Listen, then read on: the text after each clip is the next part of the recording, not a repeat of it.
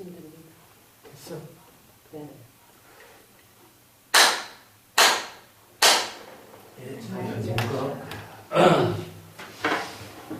이번 시간에는 무문관 제16칙에 웅문화상과 종소리 이렇게 있는데, 웅문화상이 종소리를 들으면 왜 우리는 7조 가사를 부르고 법당으로 향하게 되는가 하는 이 문제를 제시합니다. 무슨 종성 7조, 원래 원문 제목은 그렇습니다. 본칙에는 웅문선사의 법으로 이제 이 헌칙의 공안을 수행승을 제시하고 있는데, 웅문활 세계 인마 방활한 인신향 종성리의 피 7조인가. 세계가 이렇게 넓고 넓은데 걸림없는데 이런 뜻이죠. 세계가 이렇게 넓고 넓다는 것은 아무도 허공에 툭 튀어가지고 우리의 보고 듣고 하는 모든 대상 경계를 장애하는 것이 하나도 없는데 이런 뜻이죠. 다른 말로 한다면 일체 개공의 경지에 우리가 보고 듣고 하는데 걸림이 없이 살고 있는 이 세상 가운데 무예자재하게 살고 있는데, 근데 수행성들이 종소리를 듣고는 우리 새벽으로 사찰에서는 모든 수행성들의 생활 규범이 종소리를 통해서 이렇게 자기 본분사의 일을 실행하도록 이렇게 되어 있죠. 종소리를 듣게 되면은 왜 7조 가사를 걸치고 법당을 향하게 되는가? 이런 의미예요. 우리가 보통 이제 가사를 걸치고 법당에 간다든가 대웅전에 간다라고 하는 것은 새벽에 일어나서 우리가 새벽에 종소리를 인시에 일어나서 종을 치면은 전부 다 일어나서 가사를 걸치고 대웅전에 올라가서 예불을 드린다거나 법당에 가서 설법을 듣는다거나 이런 의식이 정해져 있죠. 그래서 모든 사찰에서의 생활 규칙은 어느 대신에서 소리를 전달해서 이렇게 많은 대중에게 생활 규칙에 따르도록 이렇게 규정이 되어 있죠. 그래서 이제 종성으로 모든 규칙이 실행되도록 제시하고 있다. 이것이 이제 사찰의 생활 규칙의 하나의 일상화되어 있는 일인데 왜 그러냐 이거죠. 이것을 문제로 제시하고 있습니다. 그래서 이제 칠판에 내가 먼저 적어놨습니다만은 우리나라에서 새벽으로 일어나면 종성을 해요. 종을 치면서 개성을 넣을 거예요. 이걸 종성이라고 하는데, 종소리를 내는 것은 종에서 법음을 내는 거거든요. 그런데 법음을 내는 소리와 더불어서 개성을 넓혀서 그 법음을 통해서 우리가 법음의 내용을 개성을 통해서 바르게 깨닫도록 개성으로 지었어요. 이제 이것은 무량종수선사 일용청규에 나오는 개성입니다. 교재 164페이지도 내가 언급을 해놨으니까 이걸 참고하시면은 그대로 원문이 적혀져 있습니다. 문종성. 자, 이게 문선사가 왜 우리가 새벽에 일어나서 종소리를 듣게 되면은 이런 뜻이야. 문이라는 뜻이 이게 중요한 문을 공부하는데 핵심의 키워드라고 할 수 있죠. 왜 새벽에 종소리를 듣게 되면 이런 뜻이죠. 그래서 종을 치는 의미가 무엇이냐? 모든 사람들이 종소리를 듣도록 하는 거죠. 그럼 종소리를 듣는 의미는 무엇이냐? 이런 의미죠. 종소리를 듣게 되면은 번뇌가 모두 다 차단되고 단절되고 이런 뜻이죠. 종소리를 듣는데 왜 번뇌가 많이 차단되는가? 종소리를 불교에서 모든 도구를 법구라고 해요. 법구. 법구에서 나오는 모든 소리는 무엇이냐? 법음을 만들어내요. 법구와 법음이라고 하는 것은 여기서 언어를 초월하는 경지죠. 그래서 우리가 자연의 모든 세계에서도 개운물 흐르는 소리라든가 바람의 소리라든가 모든 자연의 존재가 소리와 형색으로 이루어지는 거죠. 그래서 이제 이것을 중국 선생들은 이제 문성오도라든가 견생명심이라든가 이 두 가지 말로 표현해요. 지난번에 우리가 공부를 한번 했습니다. 오늘도 이 문제가 주제가 되어가지고 이제 우선 종소리를 듣고 왜 번뇌가 차단되는가? 왜 차단되죠?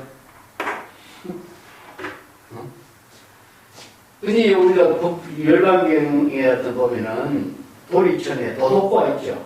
북소리를 치는 것도 이게 뭡니까? 북소리를 들었거나 종소리를 듣게 되면은 왜 전부 다 사람이 다 목숨을 잃게 되느냐? 목숨을 잃는다. 중생심의 목숨을 잃게 되는 거예요.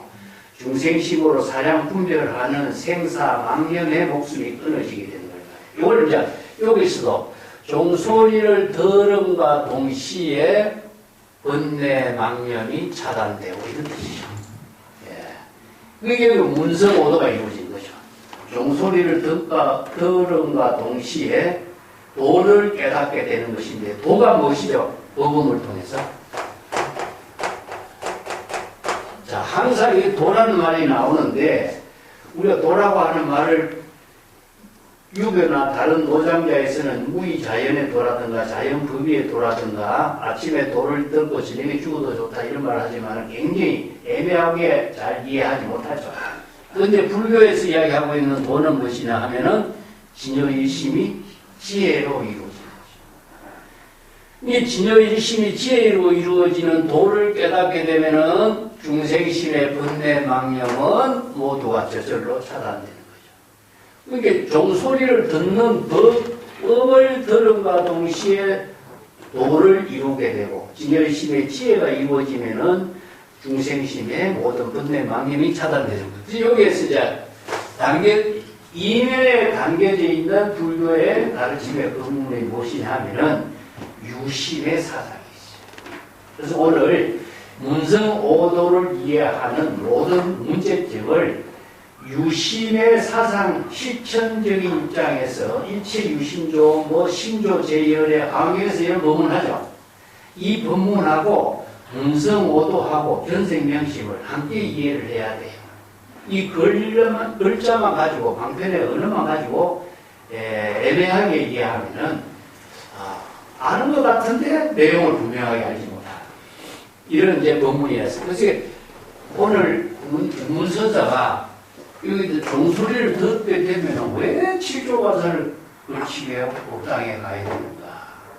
종소리에 담겨져 있는 것 내용이 무엇이죠? 소리에 담겨져 있는 것, 왜 도를 이루게 하고 있는 소리에 담겨져 있는 내용이 무엇이죠? 이게 바로 법의라고 해요. 법의. 그게 때문에 열애자 재범여의라고 하죠. 법은 무엇이냐? 진여의 심이 지혜로 작용하게 하는 뜻이 담겨져 있어야 돼. 소리 그 자체는 소리에 담겨져 있는 뜻이 있기 때문에 그래. 근데 단순히 소리만 듣고 그 뜻을 모르는 사람은 도를 이루지 못하겠죠. 소리만 들을 뿐이지. 소리를 대상 경계로 듣는 것은 대상 경계의 소리에 속박되어 있는 중생심일 뿐이라. 그런데 도를 이루게 하는 것은 그 소리에 담겨져 있는 뜻을 깨닫기 때문에 내가 지혜로운 삶을 실행하게 되는 거예요. 그래서 문성오도를 이루는 거예요.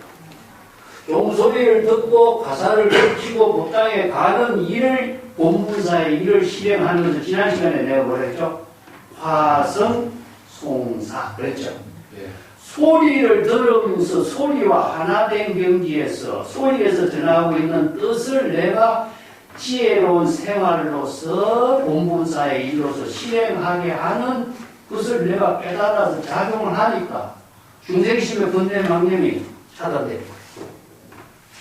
그 뜻을 깨닫지 못하고 가사를 거치고 법당에 가는 지금 본분사의 일을 하지 못하고 진여일심의 지혜가 작용하는 일을 실행하지 못한다면 번뇌 망념이 끊어질 리가 없어요. 그런데 종소리를 듣고 내가 지금 그 소리에 맞춰서 진여일심의 지혜로 지금 여기 자기 본분사의 일을 실행함과 동시에 중생심의 번뇌 망념은 모두 차단되게 되는 거예요. 그래서 종성의 의미가 무엇인가?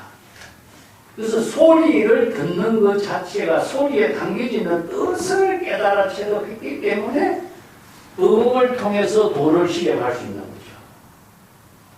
그러면 소리만 듣는다고 다 이렇게 이 법을 모르는 사람, 법의 뜻을 모르고 소리의 뜻을 모르는 사람, 우리가 일반인들도 종작이라든가 지음관계에서도 음을 소리를 듣는다 하는 것은 소리에 담긴 뜻을 모르는 사람이 지음이라고 할 수 없잖아요.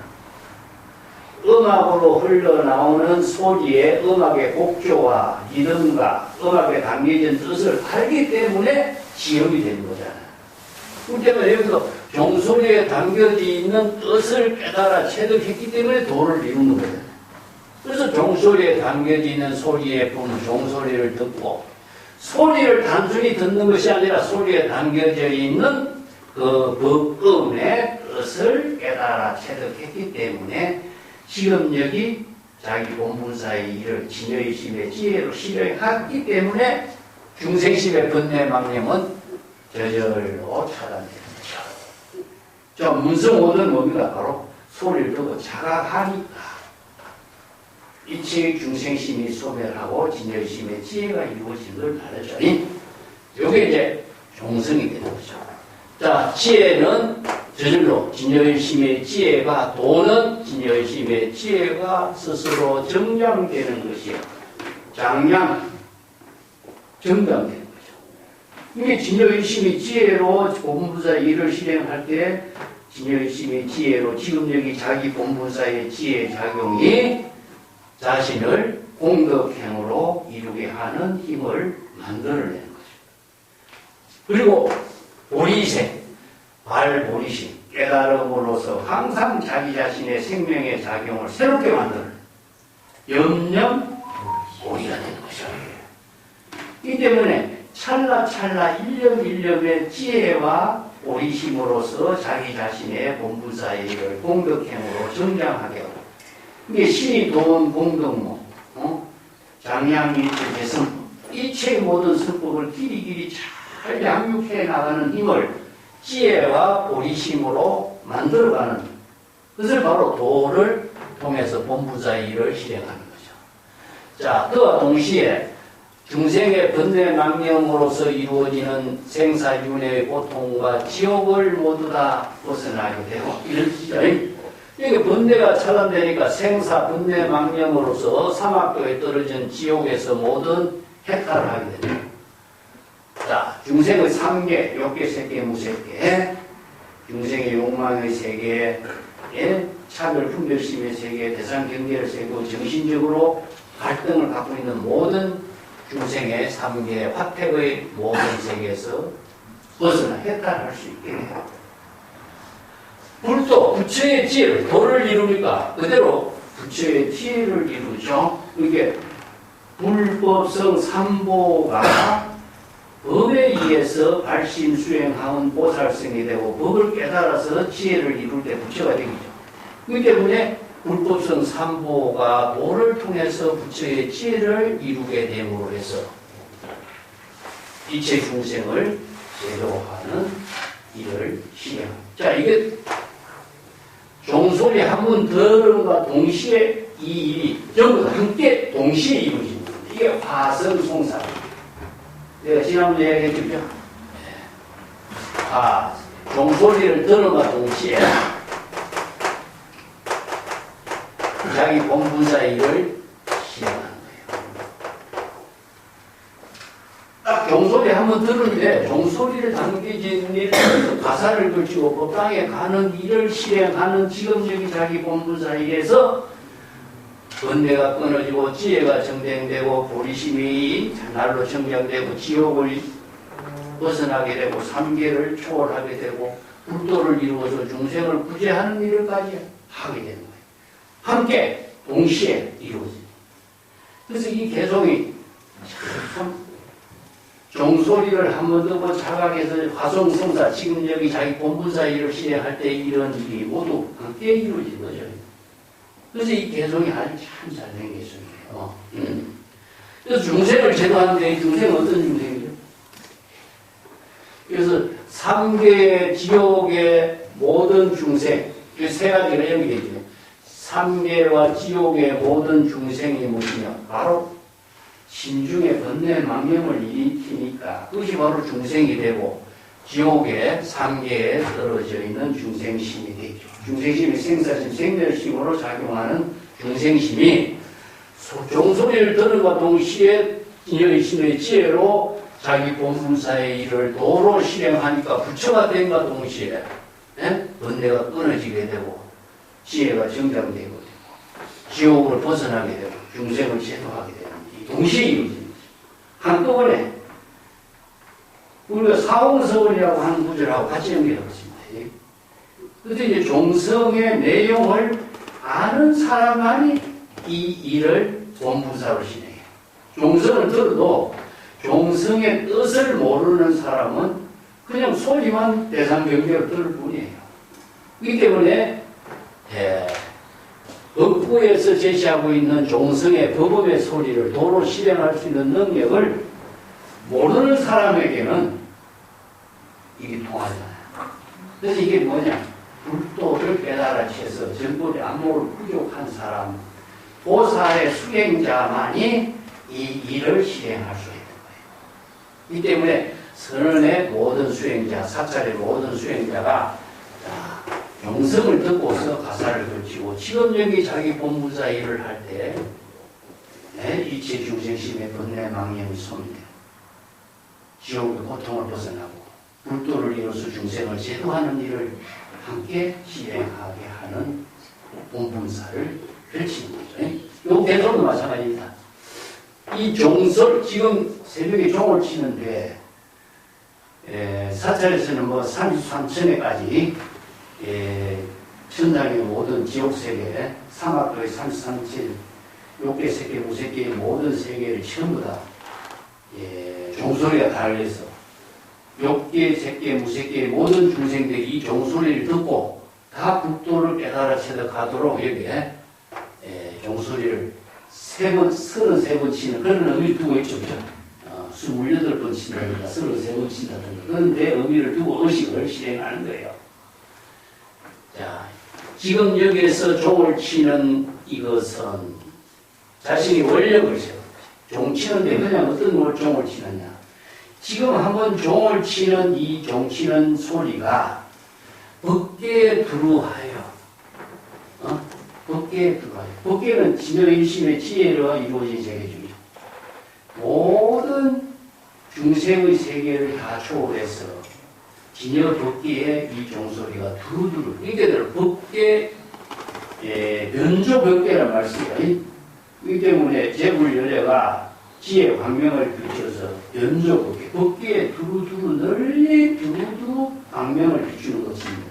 여기서 종소리가 들리도록 되는 거죠.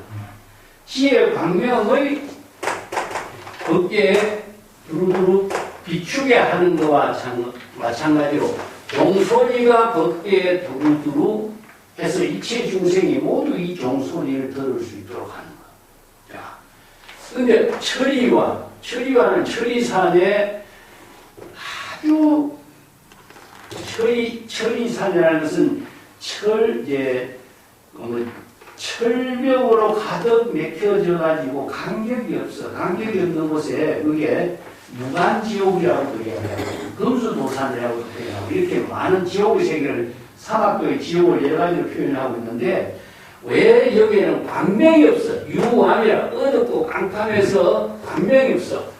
제불여의 지혜 광명이 무엇이냐? 방편지혜의 본분을 광명으로 표현하고 있는데 방편지혜의 광명에 빛이 비쳐 들어가지 않으니까 그 철이유암에 있는 철벽 간격 속에 갇혀져 있는 지옥세계의 중생들은 불법의 인연을 맺을 수 없잖아요. 불법의 인연과 발심수행으로서 지혜 광명을 이루어서 깨달음을 이룰 수 있는 인연이 만들어지지 않아. 종소리도 전해져야 종소리를 듣고 지옥의 광명의 모든 중생, 지옥에 있는 중생들이 그 소리를 듣고 깨달음을 이룰 수 있는데 이 빛이 안 들어가고 소리도 안 들어가는 이런 지옥의 세계까지 이 종소리가 다 들어가서 모두 이 종소리 듣고 지혜 광명의 깨달음을 이루도록 원한다. 이게 법계뿐만 아니라 중생의 세계, 지옥의 세계까지도 이 종소리가 다 들어가서 지옥의 중생까지도 구제할 수 있고 지혜 광명을 깨달음을 이룰 수 있도록 하라. 이런 뜻이죠. 사막도의 모든 고통을 여의고 금수도산을 모두 타파할 수 있는 종소리가 되도록 한다. 이런 의미입니다. 예. 그래서 일체 중생은 뭡니까? 바로 법계뿐만 아니라 지옥에 있는 일체 중생들이 모두 다 정각을 이룰 수 있도록 이 종소리를 낸다. 종소리를 내서 이 종소리를 듣고 모든 중생들이 다 깨달음을 이루고 도를 이룰 수 있는 인연을 제시하는 이런 원력을 세워서 종을 치는 거예요. 그래서 이 종성이 바로 법음을 통해서 종소리를 듣고 깨달음을 이루는 것. 근데 아까도 이야기했지만 소리라고 하는 그게 오늘 주안점을 줍시다. 소리. 소리의 내용을 한번 자 공부해야 되겠죠?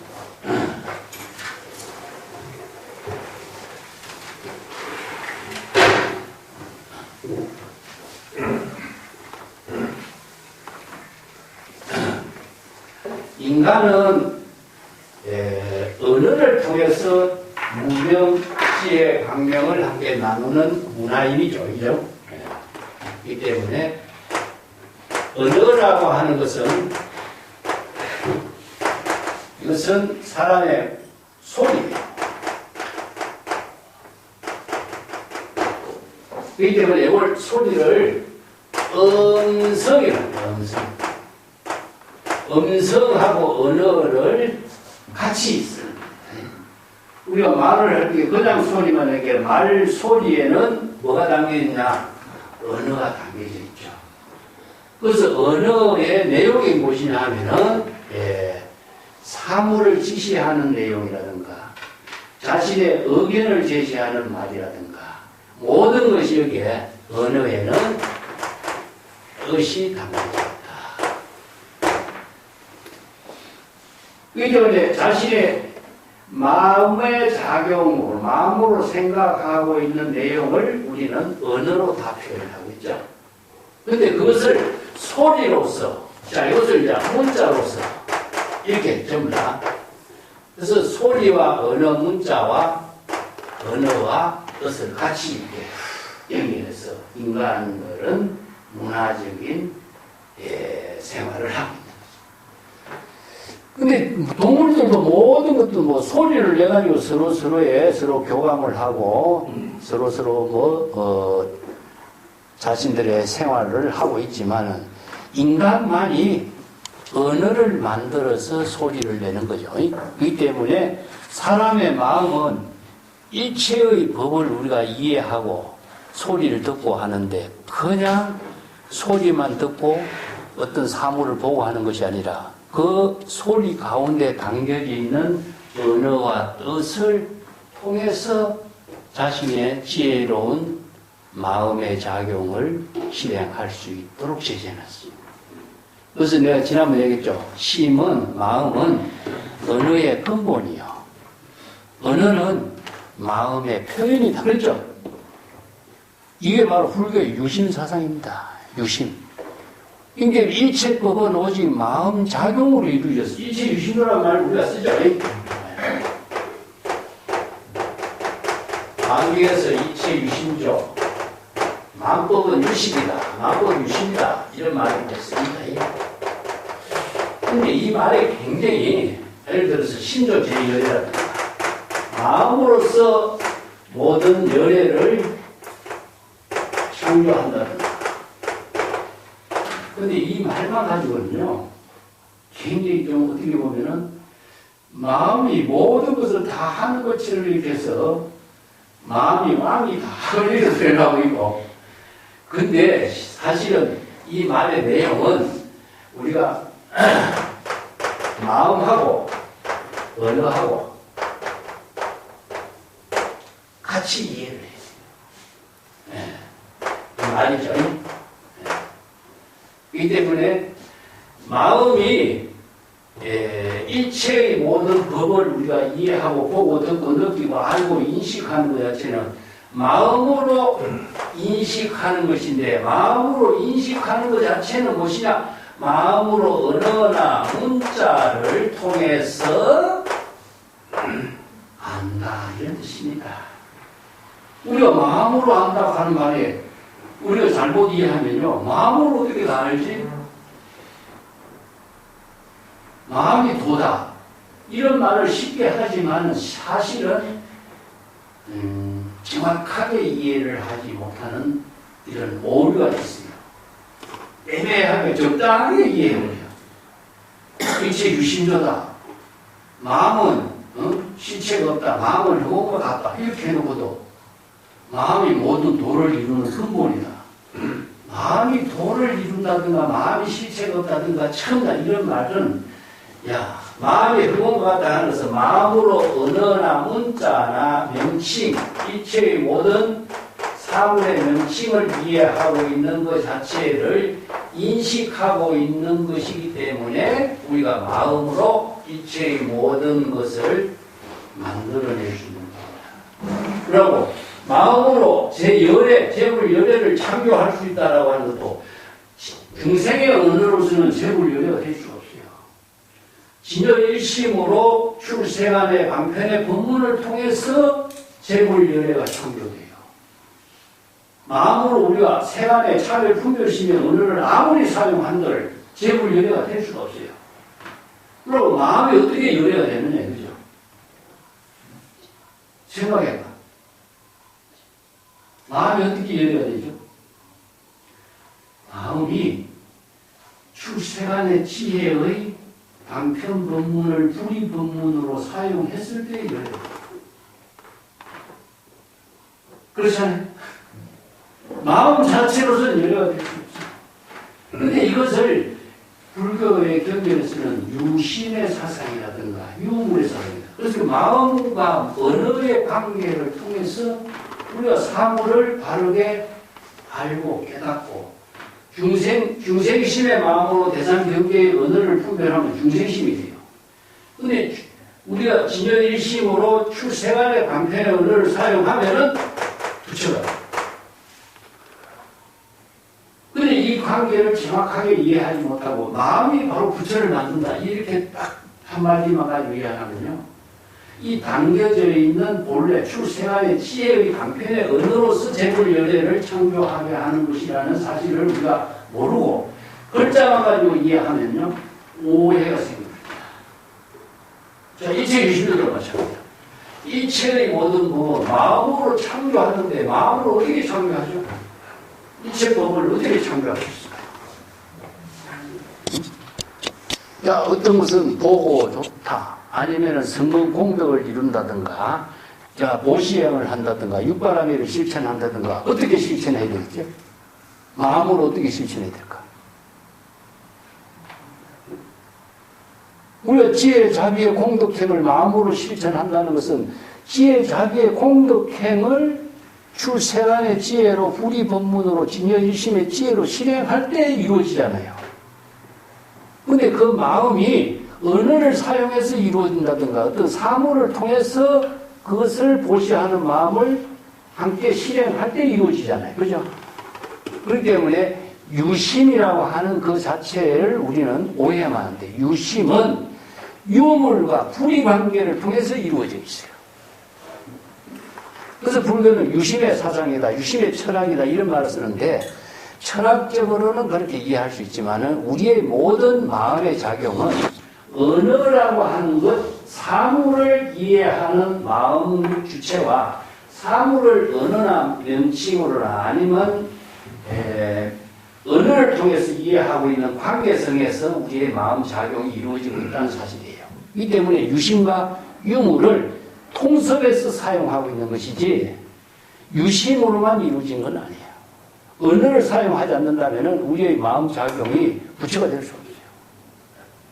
출생안의 지혜, 불의 법문을 사용하지 않으면 우리가 공덕행을 해야 공덕을 해양하고 지혜와 자비를 실행하는 능력이 언어를 통해서 사물의 명칭을 통해서 사물을 보시행을 실천하는 공덕행으로서 이루어지는데 그 언어나 모든 대상 경계의 사물과 명칭과 형색을 무시하고 마음 작용 하나로만 제불여의 지혜를 실행할 수 없어요.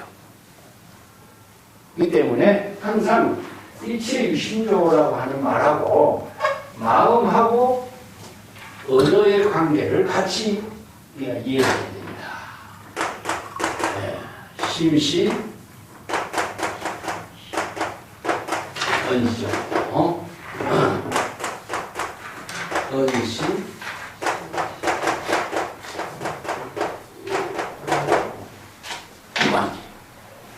이 때문에 마음하고 언어는 언어 자체가 모든 사물을 우리가 언어 문자로 대상 경계로 다 이해하고 사물의 명칭도 전부 언어로 다 이해하는 거예요.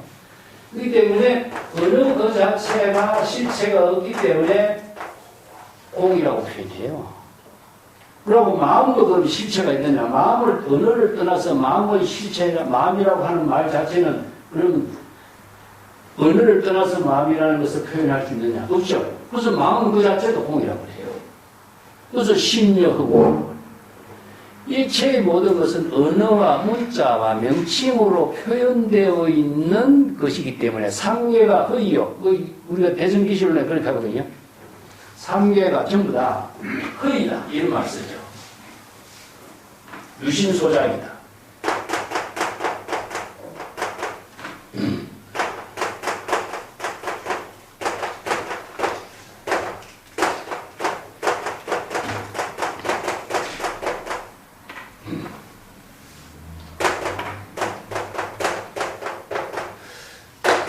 이 삼계라고 하는 것 자체가 우리 중생이 살고 있는 삼계의 세계. 중생이 왜 삼계를 했냐면은 자의식으로 모든 대상 경계를 다른 말로 하면 육건이 육지의 모든 대상 경계를 인식하고 있고 생사심, 생멸심으로 이루어진 세계가 바로 삼계를 말해요.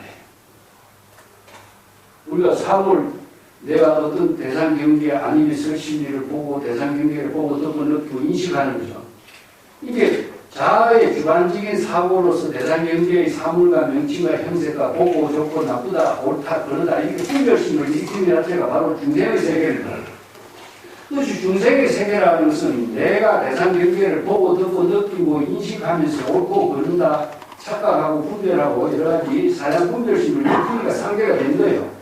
상계는 생사윤회하는 세계니까. 이것이 다 허망하다 하는 것은 무엇이요? 실체가 없다. 왜 그럴까? 마음도 인식한편의 마음이라고 했고 마음으로 대상 경계를 분별하고 인식하는 것도 전부 언어로 인식하고 있잖아요. 그렇죠? 그런데 마음의 작용이 실체가 있는 것도 아니고 마음의 작용이 어떤 당체로서 존재하는 영원불멸의 어떤 당체도 아니고 마음이 어떤 사물을 인식하는 것. 자, 우리가 분필을 인식할 적에도 분필은 사물이죠. 근데 분필이라고 하는 명칭은 뭡니까? 언어잖아요. 이 분필이라는 명칭을 통해서 분필을 우리가 보고 듣고 이해하는 거예요. 분필의 사용처도 우리가 분필이라는 명칭을 통해서 분필이 사용하고 있는 본래의 뜻을 우리가 이해하는 거죠. 책이라는 것도 마찬가지라. 책이라는 것도 책이라는 명칭을 통해서 책을 아는 것이고 책의 내용이 무엇인가 하는 것은 책에 글이 담겨져 있다라고 하는 것이죠. 그와 마찬가지로 언어나 명칭을 떠나서 사물을 우리는 이해하고 인식하고 그 내용을 이해하는 것인데 언어 그 자체는 실체가 있습니까?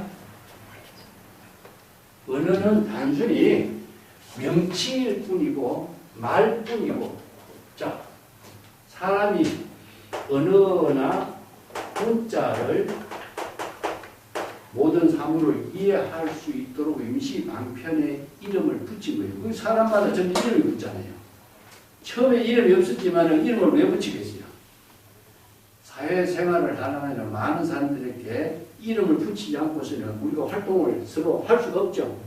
그래서 모든 사물에는 이름을 붙이고 그 사물이 사용하게 되는 내용을 우리가 언어로서 뜻을 이해하고 사물의 속성과 내용과 개념을 다 언어로 표현하는 거죠. 화학의 물질이라든가 수학의 기호라고 하는 것은 전부 다 언어로서 그 내용과 뜻과 의미를 전부 다 언어로 다 표현합니다.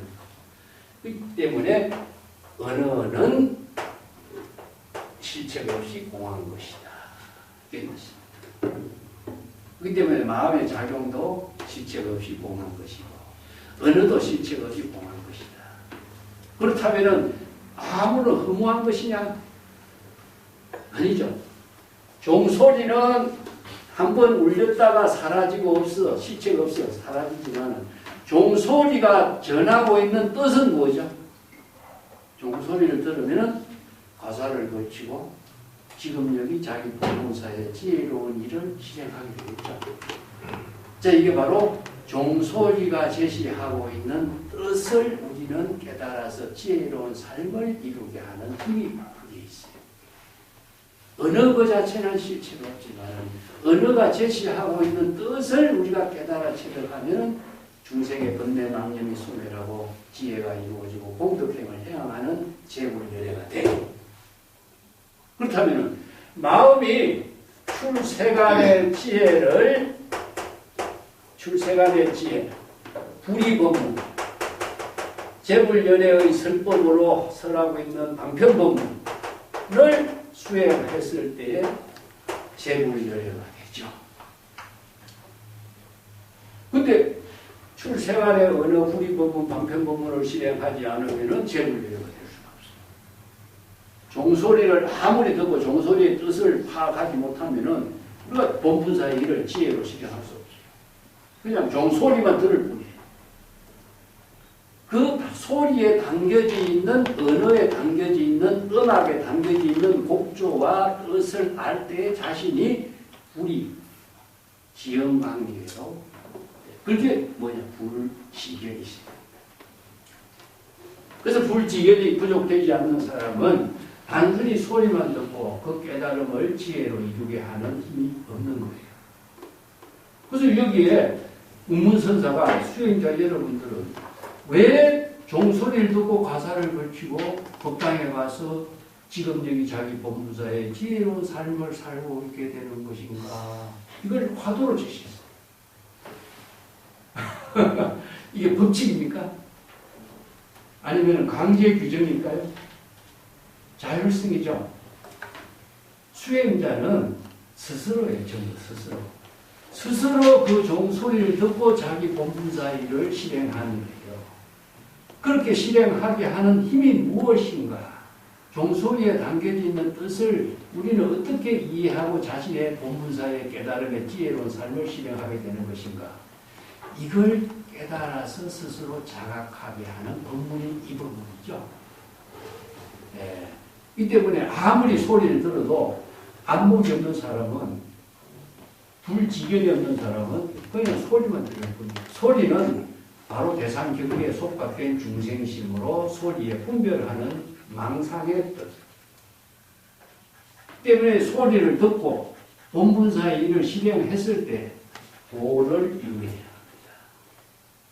그렇기 때문에 불지견을 부족하도록 법화경에서 왜 제법 실상법을 제시해서 일체 중생들에게 불지견을 부족하도록 내가 방편법문을 이렇게 설하는 거야. 이게 의미가 있는 거예요. 중국 스승들이 전부 다 정법의 안목을 부족하도록 정법 안장을 부촉한다든가, 스승이 제자에게 법을 이심전심으로 전하는데 그 이심전심으로 전하는 내용은 뭐냐? 정법의 안목을 부족했을 때 가는 거죠. 단순히 언어를 아무리 전한데도 언어에 담겨진 뜻을 파악해서 자신의 지혜로운 삶을 실행하지 못하면 무슨 인물이겠어요? 인과증명을 아무리 전달해도 자신이 지혜로운 삶을 실행하지 못하고 항상 중생심으로 생사윤회하고 차별 분별심을 입히고 시기 질투하는데 거기에 뭐가 도와다니는 게 있어요? 안목이 있는 사람만의 살림살이는 그래서 다른 거예요. 그 수행자에게 제시하고 있는 안목을 부족한 수행자는 이 종소리를 듣고 7조 가사를 걸치고 묵당에 가는 일 그 자체는 누구를 위해서가 아니라 지금 여기 자기 본분사의 지혜로운 삶을 실행하는 거죠. 지적개사예요. 지적개사. 지금 여기 자기 본문사의 지혜로운 삶을 재불여려의 공덕행을 실행하는 일이죠. 예, 그것을 지금 문성 오도로 이제 설명해요. 그래서 일체의 모든 소리는 다 부처의 지혜를 이루는 소리다. 열반중에서 이렇게. 예, 그 소리를 듣고 그 소리의 뜻을 깨달아 체득하면 부처의 지혜를 이루는 공덕행이 되는데 그 소리를 듣고 깨달음을 통해서 부처의 지혜를 실행하는 공덕행을 실행하지 못한 사람은 그 소리에 계산 경계에 속박돼가지고 그 소리를 좋다 나쁘다 옳다 그러다 여러 가지 소리에 망령해. 그래서 안목이 있는 사람과 안목이 없는 사람의 차이가 자, 이 종소리 하나를 통해서 도를 이루느냐 도를 이루지 못하고 차별 대상 경계에 떨어지느냐 이런 뜻이죠.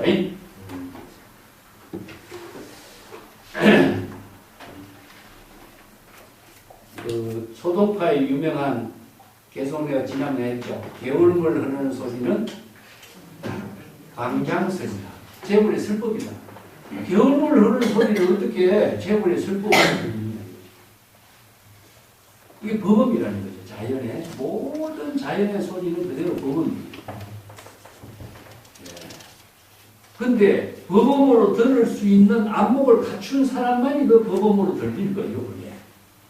그래서 이제 인천 안목은 보송단반야는 말씀.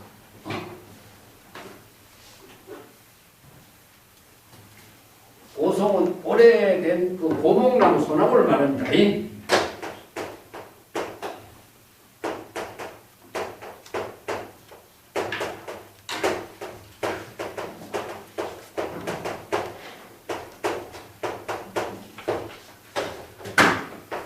고송이 어떻게 반야를 이야기하죠?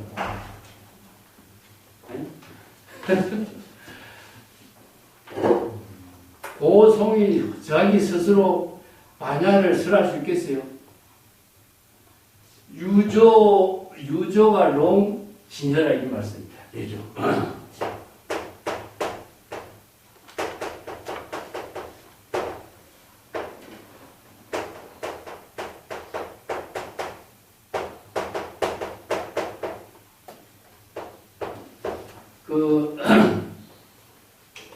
유조는 뭐지냐? 숲속에 있는 새를 이렇게 유조라고 해요. 나무에 이렇게 가려져서 새는 안 보이잖아요. 근데 새는 항상 뭡니까? 지직이잖아요.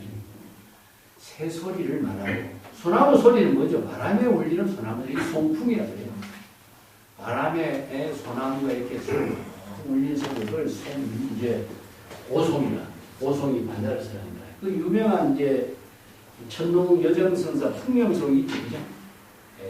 우리가 처음 하면 때 풍령이 달리는데, 그 풍령이 항상 바람에 흔들리면서 뭡니까? 소리가 내죠, 그죠? 혼신사구 개허공. 내가 풍령송 전에 한번 적었죠? 허공에 매달려 있는 풍령이 항상 반야를 이렇게 반야 바람이 내 지혜의 법문을 설한다. 이런 뜻이죠. 반야라고 하는 것은 공의 법문이죠. 그러니까 아공, 법공의 경지에서 그냥 소리만 내는 거예요. 그냥 이게 바로 법음을 내는 것을 반야의 소리라고 해요. 자아의식도 없고 대상 경계도 없고 이게 반야의 설법이라는 것은 내가 누구에게 설법하는 것이 아니라 설법자도 없고 청법자도 없어. 그냥 자기 본분사의 일로서 설법하는 것이 반야의 법입니다. 그리고 동서남북 바람 어느 바람에 관계없이 한결같이 바로 반야의 법문. 누구를 위해서? 일체 중생들에게 자기 본분사의 일로서 반야의 법을 써한다. 어떻게? 지디 이런 거 있죠. 이게 마찬가지로 고송이 항상 반야에 바람에 흔들리면서 바람이 부는 소리가 바로 반야의 소리다. 이게 바로 자연 법의 소리다.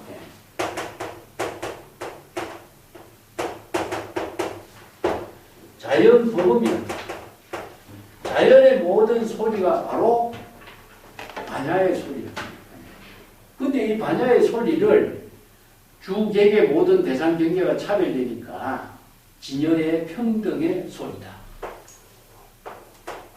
그래서 이제 새들이 지저귀는 소리는 모두 다 진열의 지혜로 작용하는 소리다. 이런 의미로 이제 표현하고 있죠.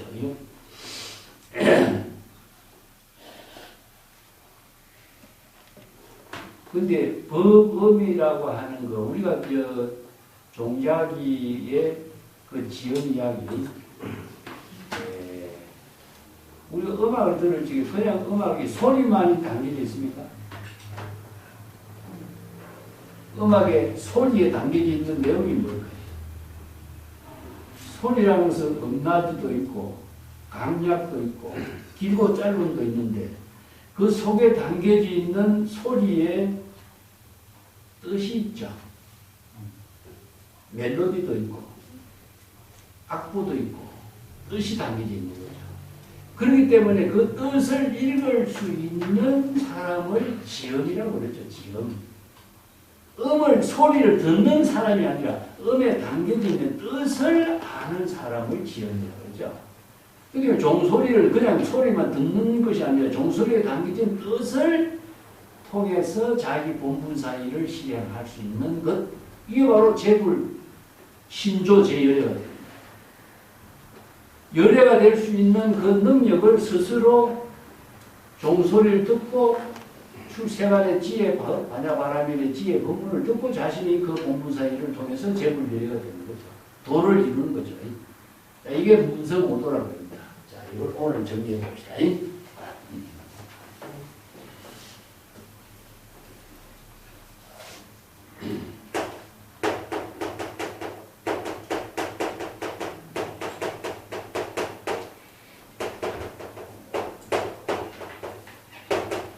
내가 지난번 이야기했죠. 이 문성오도를 화성송사라고 그랬죠. 그죠? 동관선사의 본문을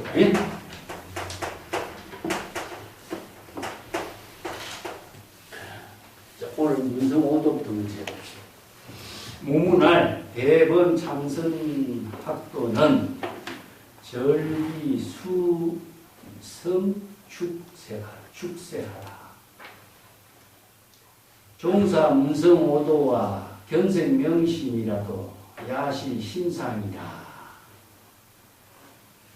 자, 대개 참선 수행을 하는 사람들, 참선 수행으로서 도를 이루고자 하는 수행자들은 학도는 불도를, 참선 수행으로서 불도를 수학하는 사람이니까, 학이라고 하는 것은 수행자를 표현하고 도는 불도를 말하죠.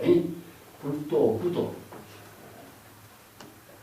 절기, 상가해야 된다. 무엇이냐? 소리에 따르고 대상 경계의 사물 형색 모양을 추구하는 일에 추구하는 일을 하지 말아야 한다. 그런 것을 상가해야 한다. 이런 뜻이죠. 이게 소리를 따르고 어떤 소리에 속박된다든가 어떤 소리에 현혹된다든가 어떤 대상 경계의 사물과 색이라는 것은 형색이니까 모양과 색깔입니다. 모양과 색깔, 거기에. 그게 이걸 형색이라고 하는 것은 하나의 형체가 있는 모든 사물은 색깔을 다 지니고 있어요. 그래서 이제 색이란 말을 해요. 그 색성향 미촉법이라고 할 때 색은 형색이 있는 것은 색깔을 지니고 있다는 거죠. 꽃도 수없이 많은 어떤 형체를 지니고 있는데 색깔을 다 지니고 있다. 초목도 마찬가지고 사람도 마찬가지고 동물도 마찬가지고 모든 사물은 형체가 있는데 색깔을 함께 지니고 있기 때문에 형색이라고 했어요. 그런데 대상경계의 형색과 사물 색깔에 속박되는 일을 해서는 안 된다. 이런 뜻이죠. 이렇게 되면 중생심으로 대상경계의 차별을 육진의 대상경계에 끄달리는 중생심이 된다. 이런 뜻입니다. 설사 선성들의 가운데서 문성오도하고 견생명심, 자 소리를 듣고 도를 이룬다. 이건 향음지한선사의 유명한 고사가 있죠. 내가 뒤에 그 주에도 전했습니다만 그 견생명심도 역시 향음지한선사의 제자 그 누구지? 향음지한선사하고 영은 직원 선사지. 이거 두 사람 모두 다 향은 지한 선사의 그 제자인데 두 사람이 깨달음을 체득한 인연을 이게 두 마디로 정리해서 중국 선생들이 이렇게 자주 언급을 하고 있습니다. 뭐 중국 배관록이나 종용록에서 모두 다 이 법문을 중심으로 해서 하나는 시각형, 하나는 청각형 이렇게 되네요. 현생명신. 요건 이제 우한선사는 시색 정심이라고 했죠. 요거는 청각.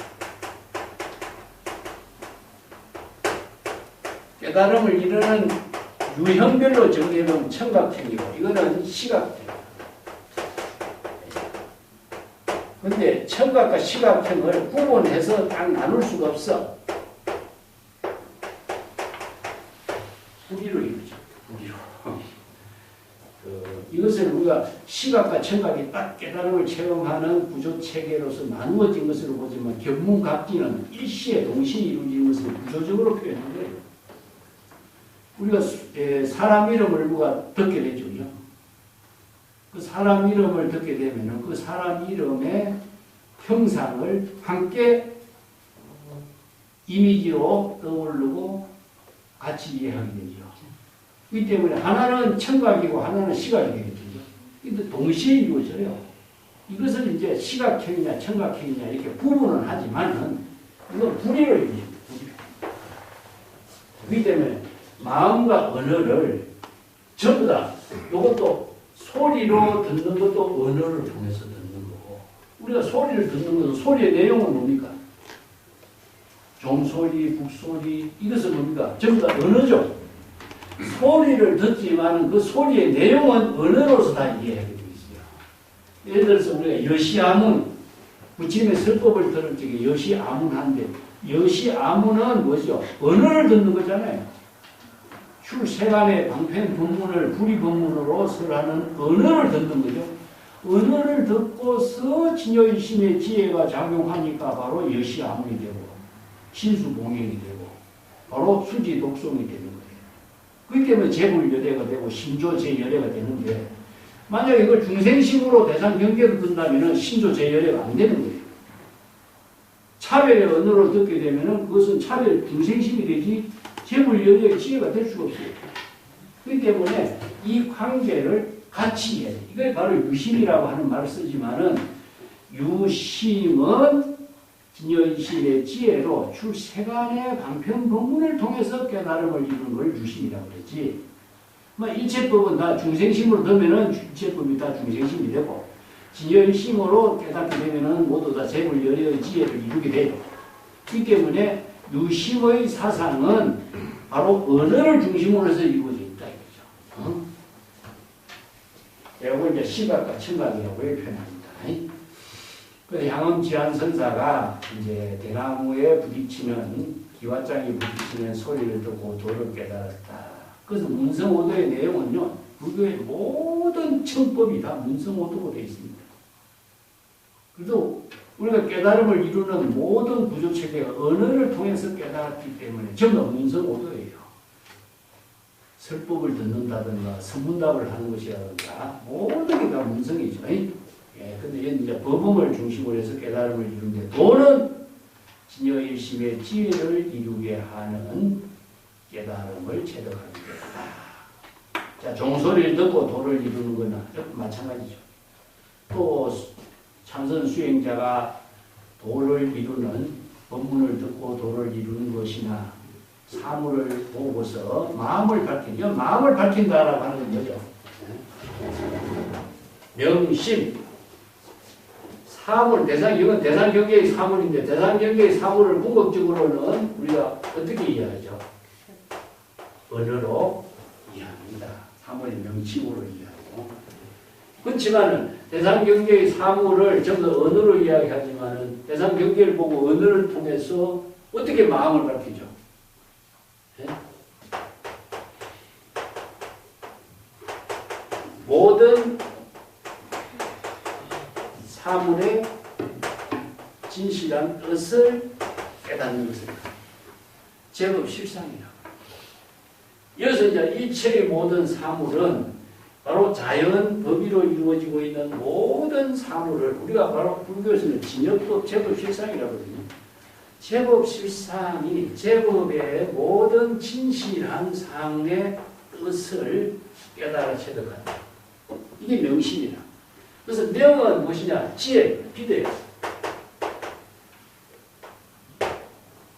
지혜. 그래서 진여일심의 지혜를 밝히는 것이 바로 이게 제법 실상의 본질을 깨달아 체득함으로 해서 사고를 통해서 제법 실상의 본질을 깨달아 체득하니까 지혜의 마음이 이루어지는 거죠. 소리를 듣고서 법문의 뜻을 깨달아서 출세간의 지혜를 깨달아 체득하니까 도를 이루는 힘이 만들어지는 것이고, 사물을 보고 대상경계에 속박되면 중생이 되겠지만 사물을 보고 제법 실상의 뜻을 깨달아 체득하니까 진여일심의 지혜가 깨달음으로 이루어지게 되는 것이다. 이런 뜻이죠. 그러니까 중생은, 안목이 없는 중생은 이 법문의 뜻을 이해 못해요. 종소리를 아무리 들어도 소리만 들으니 종소리 듣고 자기가 할 일이 못하잖아요. 이 안목 있는 사람만이, 수행자만이 이 일을 한다. 이런 뜻이에요. 그래서 참선 수행자가 소리를 듣고 법을 깨달아 체득하는 지혜를 이룬다든가, 제법 실상의 법문을 깨달아 체득해서 진여일심의 지혜의 안목을 밝힌다든가, 이런 것은 보통 신상, 일상생활의 일이다. 이건 참선 수행자가 당연히 일상생활 속에서 보고 듣고 하는 시각과 청각을 통해서 자기 본분사의 지혜로운 삶을 이루게 하는 일상생활이 되는 일이다. 그렇기 때문에 신조제열애가 되는 거예요. 화엄경에서 이야기하고 있는 이체유신조 본문이죠. 자, 이체유신조 본문하고 신조제열애 본문이 이렇게 중국 선성들은 이런 본문으로서 그 유명한 대학에서 이런 말 있잖아. 마음이 없으면은 봐도 보이지 않고, 이런 뜻이죠. 중국인들이 얼마나 구체적인 거예요. 구체적인 사물을 통해서 실상을, 중국인들이 뭐냐? 편집식이라는 거죠. 이게 바로 불교의 사상에만 있는 것이 아니라 중국인들이 갖고 있는 일상생활의 지혜의 언어 속에도 있어. 마음이 없으면 뭡니까? 바로 들어도 들리지 않는 거예요. 자, 옆에서 아무리 누가 불러도 내가 마음이 다른 데 쏠려 있으면 자기 들리는 소리 모르는 거예요. 봐도 보이지 않고 들어도 들리지 않는 거죠. 마음이 없으면 아무리 좋은 음식을 먹어도 그 맛을 모르는 거예요. 이게 바로 대학에 나오는 이런 말씀이죠. 중국인들이 생활의 지혜를 통해서 이런 말씀이에요. 그렇기 때문에 이것은 무엇이냐? 우리가 몸을 수신, 이게 중국인들이 이게 유명한 순자라든가 이런 사람들도 수신에 대해서 강조를 많이 하고 있는데, 몸을 잘 수신제가 하는 거죠. 몸을 잘 수신하고 닦는 것은 오직 마음입니다.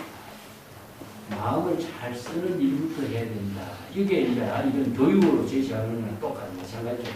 그래서 이 법문하고 화엄경에서 이야기하고 있는 마음과 부처와 중생이 세선 차별이 없으니 제불은 이 마음의 작용에 의해서 중생이 되고 부처가 된다 하는 마음의 전환을 통해서 부처가 되고 중생이 된다.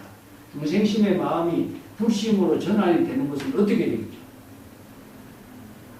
방편 법문에 의해서 전환되는 것이지 마음이 어떻게 전환되겠어? 중생의 언어를 갖게 되면 중생심으로 전환되는 것이고, 출세간의 불의 법문을 가지고 방편 법문을 수행하면은 중생심의 언어가 불심의 언어로 전환되는 거예요.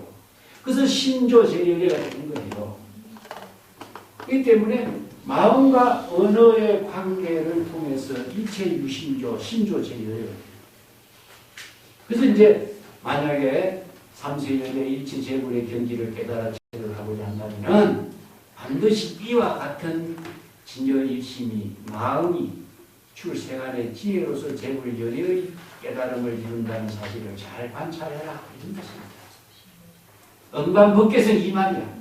법계의 진실성을 여실하게 잘 관찰해야 된다. 그래서 일체 유심조는 뭔가 일체법은 오직 마음의 작용으로 해서 창조되는 것이고 재불열애가 되는 것이다. 그러면 마음이 어떻게 창조되죠? 마음이 앞에 언어를 통해서 지혜로 창조된다. 종소리를 소리만 듣고서 내가 재불열애가 될 수 있나요? 종소리에 담겨진 뜻을 내가 언어로서 실행했을 때에 재불열애가 되잖아요. 똑같은 문제죠. 자, 이게 일상생활이 되도록 해야 됩니다. 이 법문의 핵심이에요. 문서모도 견생명심이라는 법문을 아무리 많이 들어도 내용을 알지 못하고 안목에 갖추지 못한다면 어떻게 재불열애가 되겠어요? 환경의 법문을 이 제6신조, 신조제여의 법문을 아무리 많이 알고 있어도 그 내용을 모르면 글만 알지 내용을 모르는 거예요. 마찬가지입니다. 예. 자, 그 밑에 구조 봅시다. 이것이 이제 일상적인 수행성들이 해야 할 일이고, 자, 여기 주의를 주고 있는 부분이 나와요. 수부지, 특별하게 잘 알지 못하는 이런 일들이 있어서는 안 됩니다. 잘 알지 못하고 있는 일을 지적하고 있죠. 수행성들이 불법 수행자가 중대한 사실을 잘 알지 못하고 있는 점이 있어. 내가 이 문제를 좀 지적해보고 싶다. 이걸 지금 여기서 강조하고 있는 것이 문문회계선사예요. 납성의 살림살이입니다. 여기 납성가라고 하는 것은 참선 수행자들의 살림살이는 이런 뜻이죠. 가라고 하는 말은요, 집이라고 하는 뜻인데, 집이라고 하는 것은 우리가 살림살이 하는 집을 말해요. 의성계색이요. 여기 소리를 타고, 계색, 이거 뭐예요? 모든 형색을 듣다. 자, 이것은 뭐냐? 소리와 하나가 된 경지를, 소리를 타고, 화성을 그리는 소리를 타고, 우리가 말을 타고 있으면 말과 하나가 된 경지죠. 들리는 소리와 자신과 하나가 된 것을 소리를 타고 이렇게 표현해요. 종소리를 들음과 동시에 종소리를 대상 경계로 들으면 중생이 되지만 진여 일심으로 종소리를 들으면 종소리와 우리가 되는 거죠. 화성입니다. 그래야 본분사 일이 되는 거잖아요. 마찬가지로 여기서는 의성이요. 소리를 타고 그 들리는 소리, 종소리와 하나 된 경지에서 이런 뜻이죠. 자, 취색이나 여기서는 개색이라고 썼어요. 모든 형색과 불이가 된 경지. 형색을 덮었다 하는 것이니까 형색을 대상 경계를 두는 것이 아니라 형색과 자기가 하나가 된 경지. 소리와 하나 된 경지, 모든 형색과 하나 된 경지. 중생심으로 대상 경계를 보는 소리나 형색이 아니라 진여 일심으로 소리와 대상 경계와 하나 된 경지가 된다. 이걸 이렇게 표현해요. 그러한 경지에서 참선 수행자가 두두상명하고 착착상묘하여야 할 것이다. 두두라고 하는 뭐냐? 하나하나 사물 하나하나 그 가운데서 이걸 뭐냐? 시절 인연에 따른 일상의 매사 하나하나 가운데서 이런 자, 일념일념의 일심의 작용 하나하나 가운데서 우리의 마음작용이요. 자, 찰나에 수없이 많은 사물을 함께 이루어지지만 그것이 하나하나 사물상의 변화 가운데서 이루어집니다. 이걸 두두라고 해요. 두두물물 이렇게 표현해요. 두두물물. 하나하나 시절인에 따라서 이루어지고 있는 사물 하나하나 가운데에서 밝은 지혜 광명으로서 사물을 여실하게 볼 수 있는 안목을 갖추어야 되고, 명은 내가 이 지혜라고 했죠. 명은 바로 방편 정법의 안목. 사물의 진실을 여실하게 볼 수 있는 안목을 갖추는 거면 지혜의 문제입니다. 사물 하나하나를 그냥 스쳐지고 일체의 모든 대상 경계의 사물이나 소리 하나하나를 그냥 보내지 말고 그 하나하나 소리나 대상 경계의 사물 형태 가운데서 진실을 바르게 볼 수 있는 정법의 안목의 지혜를 부족해야 돼요. 이런 뜻입니다. 그 다음에 착착상려하라. 착착이라고 하는 것은 뭐냐? 바둑알 뜨는, 바둑알 하나 넣는 걸 착착이에요. 일착이라고 해요. 이 바둑알 하나 넣는 거. 바둑알 하나가 바둑의 모든 승부가 걸렸죠. 지금 여기 자기 본분사 일 하나하나를 바둑알 하나하나를 놓는 것처럼 이런 뜻이죠. 이게 뭐죠? 바둑알 하나하나 놓는 것 자체가 방편 지혜의 미묘한 작용을 실행하도록 하는 것이다. 묘는 불가사의한 지혜 작용을 표현합니다. 명은 안목이고 묘는 방편 지혜입니다. 이게 체와 용을 이렇게 표현해요. 이게 문문의 본문이 문성오도와 견생명심을 이렇게 자신의 독자적인 안목으로 새롭게 본문을 펼치고 그래서 이 구절을 굉장히 주목해야 돼요. 소리와 하나가 되고 모든 사물의 형색과 하나가 되고 시절 인연에 따라서 정법의 안목을 구축해서 밝은 지혜의 광명으로 사물 하나하나에 또 바둑 하나하나에 시절 인연에 따라 방편의 지혜로 불가사의한 묘용이 실행되도록 해야 합니다. 이게 바로 재불열애가 지금 여기 자기 본분사의 일을 방편의 지혜로 공덕행을 실행하는 것을 이렇게 표현했죠. 자, 요 문성오도하고 견생명심을 문문해결을 이렇게 설법한 거죠. 수연 여시나 차도하라. 비록 이와 같이 설법을 하지만 수행자 여러분 안목에서 한번 문제를 다시 한번 잘 점검해봐라. 차도해봐라. 여러분들의 안목에서는 어떻게 보고 있느냐? 여러분들의 안목에서 한번 다시 한번 제시해봐라. 성내 이반인가? 이왕 성변인가? 소리가 귀 주변에 도달해서 소리가 들리는 것인가? 아니면 귀가 소리 주변에 가서 그 소리를 듣게 되는 것인가? 어떤 것인가? 이게 수능경에 있는 말입니다. 내가 이 주에 써놨는데 여기서 수능경의 본문을 가지고 잘 활용해서 162페이지입니다. 162페이지가 줄을 달아. 수능경 제3권에 아나니여 그대가 이 기다원에서 밥이 마련되면은 밥 먹으라고 북을 치고 북소리를 듣고 대중이 북소리를 듣고 밥 먹는다가 종소리를 듣고 밥을 먹는 모임에 동참을 하게 되는데 종소리와 북소리가 전후로 이렇게 북소리도 들리고 종소리도 들리죠, 그죠? 근데 이 종소리와 북소리가 여러분 귓전에서 나게 되는가, 귓소리가 그 소리 나는 곳으로 가서 그 소리를 듣게 되는가. 여기 수능경에서 이 문제를 제기하고 있어요. 이게 문성오대 수능경에 이거는 동일한 부분이 관세음보살 이거는 동일한 부분하고 정 연결되어 있어요. 청각형의 수행, 여시아문.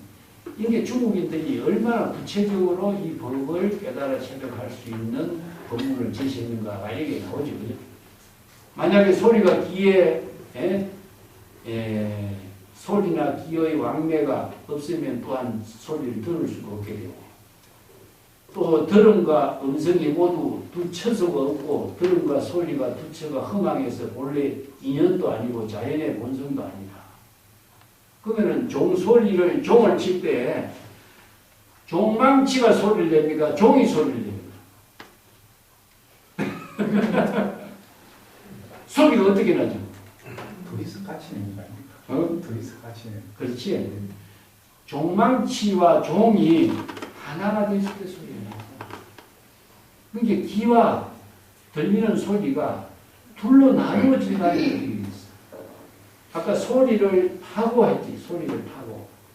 소리를 탄다라고 하는 것은 귀가 소리를 듣는 것과 하나 된 경지를 말해요.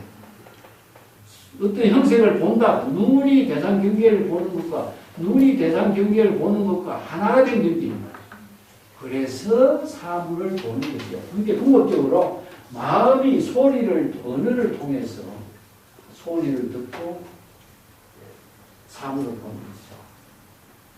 소리나 형색의 내용은 언어를 통해서 우리가 다 알 수 있기 때문에 그걸 지금 이렇게 순응경에서 안목을 갖추는 수행자들께 제시하고 있습니다. 자, 그 밑에 지교향적 쌍만이요 도차이와 해가지고 자, 만약에 설사 이게 울리는 소리하고 또 적은 무엇이냐면은 본래 소리가 없는 상태죠. 소리가 나는 거와 소리가 없는 상태를 향적이라고 해요. 자, 소리와 소리가 없는 경지를 모두 함께 다 잊어버리라. 쌍망. 예. 요걸 쌍망이라는 것은 뭐냐면 주객 쌍망, 자타 쌍망. 이거 불의의 경지를 이루게 하는 거죠. 예.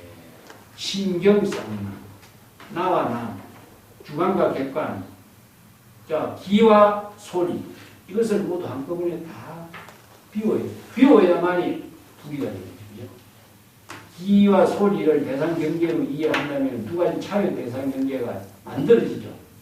이 때문에 울리는 종소리하고 본래의 고요함하고 기와 대상 경계에 들리는 소리를 모두 다 한꺼번에 다 비우고 이런 뜻이죠. 도차이와이와 그렇다면 이런 경지에서는 어떻게 우리가 소리나 모든 고요함을 모두 다 잊어버리고 어떻게 말을 할 수가 있겠는가. 여기서 화해라고 하는 것은요, 대화를 한다, 말을 하고 서로 대화한 내용을 이해하는 것을 화해라고 합니다. 우리가 말을 해야만이 서로 말을 통해서 서로들의 마음을 가지고 서로 이해를 할 수 있는데 소리가 없이 말을 하지 않는다면 어떻게 이해를 하느냐 이 말이죠. 만약에 이처음란해요 안처문성 광식신이다. 요 구절이 이제 결론이죠. 약장 귀로서 소리를 듣는 것은 귀를 가지고서 소리를 듣는 것은 깨달아 체득하기 어렵다. 난해 여기 해자를 해자는 해자라고 하는 것은 불법을 깨달아 체득하기가 어렵다 이런 말입니다. 이게 이제 선어에서 독자적으로 사용하고 있는 언어인데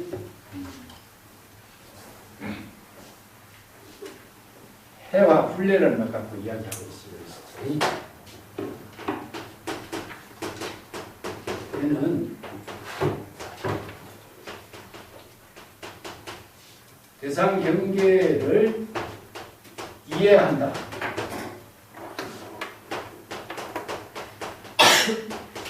불례는 대상 경계를 두지 않다. 이런 뜻입니다. 이걸 두 가지를 이제 선에서 같이 써요. 그렇기 때문에 잘못 이해하면 혼란이 일어나요. 이걸 갖고 문문해계선사는 이걸 가지고 뒤에서 이 본문을 종합하고 있는데 들리는 소리를 가지고 귀에 들리는 소리를 가지고 종소리를 가지고 문성 오도의 경지를 이룬다는 것은 불법을 깨달아 체득하기 어렵다 이런 뜻입니다. 왜냐? 귀에 들리는 소리로서 이것은 대상 경계로 듣는 거잖아요. 대상 경계로 듣는 것은 귀로 들리는 대상 경계는 뭡니까? 바로 육근이 육경의 대상 경계의 소리를 듣는 것이기 때문에 중생심입니다. 육근이 육경의 대상 경계의 소리를 듣는 것은 중생심이기 때문에 불도를 깨달아 체득하기가 어렵다. 이런 뜻입니다. 여기 앞에 구절. 뒷구절은 안처의 문성이면 방시친이요. 예. 이게 듣는 소리를 눈으로 들으라. 눈으로. 귀로서 듣지 말고. 자, 귀로서 소리를 들으면 중생심의 육경의 대상 경계의 소리를 듣기 때문에 이것은 불도를 깨달아 찾아가기 어려운 것이고, 안처, 눈으로 이런 뜻이에요. 눈으로서 소리를 듣는 것은 비로소 불의의 경지, 깨달음을 재물열의 깨달음의 경지를 신견할 수 있다. 이런 뜻이죠. 이 안처라고 하는 말은 전신이라는 뜻입니다. 다른 말로 한다면 전신, 본신, 통신 이런 말이 있어요. 우리가 소리를 귀로서 듣는다 하는 것은 육건이 듣는 거죠. 이거는 통일하죠. 근데 여기 선에서는 귀로서 들으면 중생심으로 대상 경계의 소리를 듣기 때문에 육건이 육진의 대상 경계의 소리인데 중생심에서 벗어날 수 없다. 자, 안, 이, 비, 설, 시고. 이걸 육건이라고 그러죠. 근데 귀로서 들어야 되는데 귀로서 들으면 안 된다. 눈으로서 들어라. 눈으로 들으라는 것은 뭐냐? 바로 안입이 설심이 전체로 들어라. 그래서 온몸으로 들어야 됩니다. 기관이 대상 경계를 듣는 것은 중생심을 벗어납니다. 이런 뜻입니다. 온몸으로 온몸이 전신이 불심의 지혜로 작용이 되어서 비로소 그 소리를 문성오도 종소리를 듣고 도를 이룬다. 이게 소리를 듣는 것 자체가 귀로서 듣지 마라. 이런 뜻입니다. 온몸이 들을 수 있습니다. 이 온몸이 듣는다는 것은 뭡니까? 진여의 심으로 중생의 차별심으로 듣지 말고 진여의 심의 지혜로 관세음보살의 그 이거는 통 그 자체도 관음묘지력이라고 해요. 관음묘지력이라고 하는데 관음묘지력의 경지는 어떤 경지입니까? 그 유명한 우남선사하고 도호선사의 두 대화가 있어요. 밤에 목침을 만지는 것과 같다. 밤에 목침을 만지는 것. 목침이 손으로 만지죠. 눈으로 목침을 찾는 거 아니잖아요. 이게 손이 목침을 찾는 것이죠. 이 때문에 온몸이 목침을 찾는 것이지 눈으로 목침을 찾는 게 아니라 이걸 통신이라고 하지. 관음묘지력은 관세음보살이 소리로서 묘지 미묘한 지혜작용을 이루는 것이 아니라 온몸이 관세음보살의 미묘한 지혜작용을 실행하는 것이다. 이걸 통신이라고 해요. 통신, 전신, 본신력. 그래서 이제 마음의 작용은 후각적으로 신심, 이령입니다. 우리가 심이라는 말을 했지만은 신심이의 작용의 심입니다. 신심이로서 사물의 모든 모양과 형색은 언어로 했지만은 심언이라고 하는 말 자체를 표현하고 있지만은 그래서 온몸으로서 그 소리를 들어야 비로소 진여의심의 지혜를 이룬다. 친은 불의를 친다. 진여의심의 지혜를 이룬다. 우리가 열애를 친견한다. 이걸 친은 원래 친소라고 표현하고 있는데 선어록에서 친은 이런 선언을 이해합니다. 불의, 소는 차별. 그 때문에 소는 중생심이고 친은 진여의심의 지혜를 친다. 우리 열애를 친견할 수 있다. 이런 말도 불의의 경지에서 열애의 지혜와 하나된 경지 3패를 친다고 표현합니다. 자, 그 밑에 개성을 봅시다. 해적 사동일가요. 불해 만별천차르다. 요와 해와 불해로 이렇게 개성을 정리해요. 해는 불법을 깨달아 체득한 경지는 일체의 모든 사물과 하나가 된 집을 이루게 되고 법계 일상의 경지, 깨달음의 경지를 이루게 됩니다. 이런 말이죠. 불법을 깨달아, 정법의 안목을 부족해서 불법을 깨달아 체득하지 못하면 중생심의 경지에서는 일체의 모든 사물, 소리나 형색을 대상 경계로 보면 천차만별의 차별상에서 중생심이 된다. 이런 뜻입니다. 요 해는 불법을 깨달아 체득한 거예요. 여기서는 이제 대상 경계가 되겠죠. 그 해가 어떨 적에는 깨달음이 되고 어떨 적에는 대상 경계를 분별하는 해가 돼요. 이게 선어에서는 이런 언어를 가지고 이런 표현을 써요. 이걸 선어를 잘 이해하지 못하면은 이제 번역에 하는 오역이 생기죠. 자, 앞에서는 해와 불해, 깨달음과 깨닫지 못한 입장을 이해했고, 뒤에 구절은 깨달음과 깨닫지 못한 경지를 또 글자를 바꿔서 이해하겠어. 불해는 여기서 대상 경계를 분별하지 않는 경지이기 때문에 여기서는 불해는 불식과 같습니다. 네, 여기서.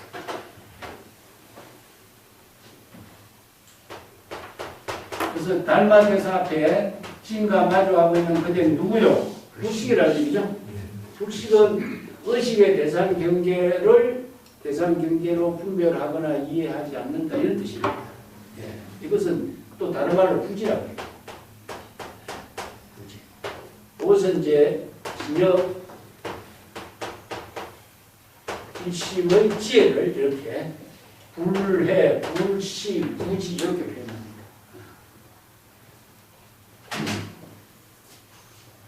자, 여기서는 깨달음 입장에서 깨달은 적 불해, 깨달은 적 진여일심, 사동일과, 일체의 모든 소리, 사는 무엇이냐, 이게 성색이라든가 소리를 듣는 일, 본분사의 일, 아니면은 형색을 보는 일, 견색명심이라든가 문성오도의 일, 이것을 청각의 일, 시각의 일, 본분사의 일을 실행하는 것과 법계와 하나된 경지를 이루는 것이고 이런 뜻이죠.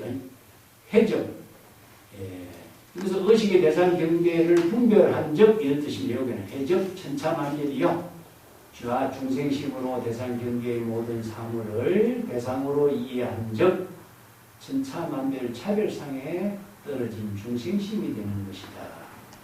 이 개성이 앞에서는 요 해 불례를 가지고 깨달음과 중생의 세계를 이렇게 표현한 거예요. 이 선어의 묘미예요. 언어의 묘미라고 해요. 이런 거 가지고. 똑같은 선어지만은 이것은 이렇게도 보는 안목도 갖춰야 되고 이렇게도 보는 안목도 갖춰야 되고 이런 뜻이에요. 이게 바로 이제 선어를 가지고 설하는 방편법문이다. 이런 뜻입니다. 나도 이 선어에 대한 이해가 좀 부족했을 때는 이 말이 얼마나 혼란스럽게 만드는지 모르겠어요. 혼란스럽게 만들죠. 우리가 달마 그림 그려놓고 전부 다 불식 해놨죠. 불식. 불식을 뭐 알지 못한다. 이 한마디로 번역하면 전부 오역입니다. 의식의 대상 경계가 없다. 당신을 대상 경계로 분별하는 의식을 나는 하지 않는다. 이런 뜻이요. 나는 중생심의 차별상에 떨어지지 않는 입장이다. 나는 진여일심의 지혜로 자기 본분사의 삶을 살고 있을 뿐이다. 이런 의미예요. 그런데 불식, 모른다. 이렇게 하니까 어떻게 해요? 이거는 선도 아니고 본문도 아니고 이상하게 그냥 많은 사람들이 오해만 만들어낼 수가 있는 거지. 뭐 산은 산이요, 물은 물이요. 이 말을 갖고 대단한 것처럼 이야기하지만 그것은 상단의 구조적인 논리책으로 색적시공 공적시sem의 논리를 이끌어내게 하는 법문이거든요.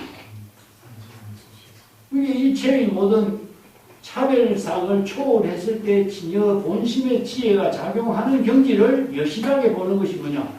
산은 산이요, 물은 물인데.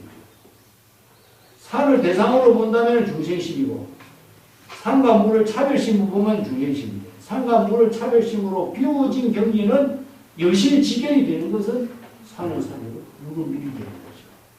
이거 바로 견생명심이 그런 경지에서 이루어지는 거예요. 그걸 잘못 이해하면은 이제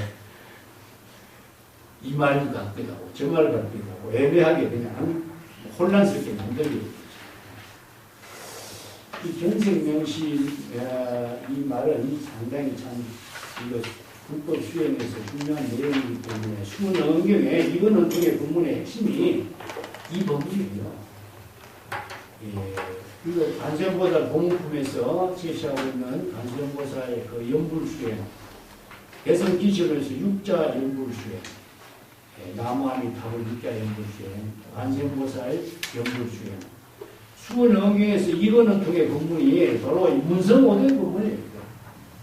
궁극적으로 문성오도라고 해서 단순히 소리를 듣고 깨달은 게 아니라 출세간의 지혜의 본문을 통해서 진여일심의 지혜로 지금 여기 자기 본분사이를 실행하는 능력을 갖추도록 하는 깨달음. 그런 본문의 핵심이에요. 여기서는 이제 운문선사는 종소리의 본문으로서 제시했다. 이 본문. 자, 한칙 더 보겠습니다.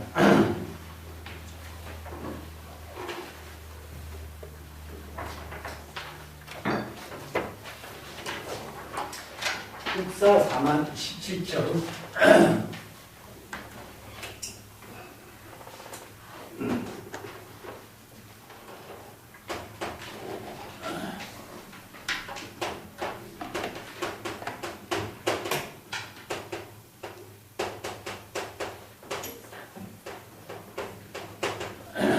남양해충국사가 시작 탐은 응진을 이렇게 세 번 부르는 그 유명한 본문이 있습니다. 그걸 이제 주제로 해서 제시한 건데,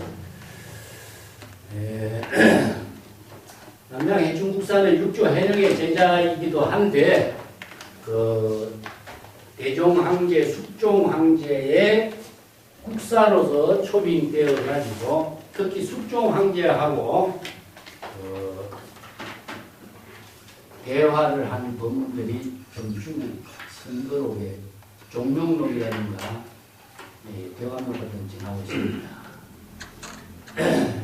특히 이제 국사의 그 유명한 탑 이야기가 종명록에 전하고 있는데 숙종황제죠. 숙종황제 같으면은 현종의 아들이죠.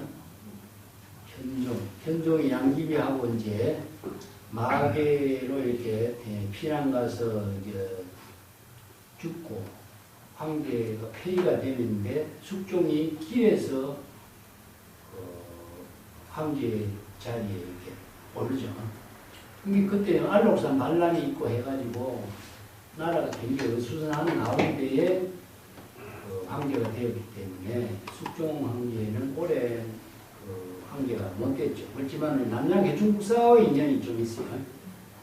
유명한 이야기가 숙종 황제가 남양해충국사를 모셔가지고 잘 이제 법문을 청법에 듣고 제가 해충국사 당신을 위해서 내가 무슨 일을 해야 할까요?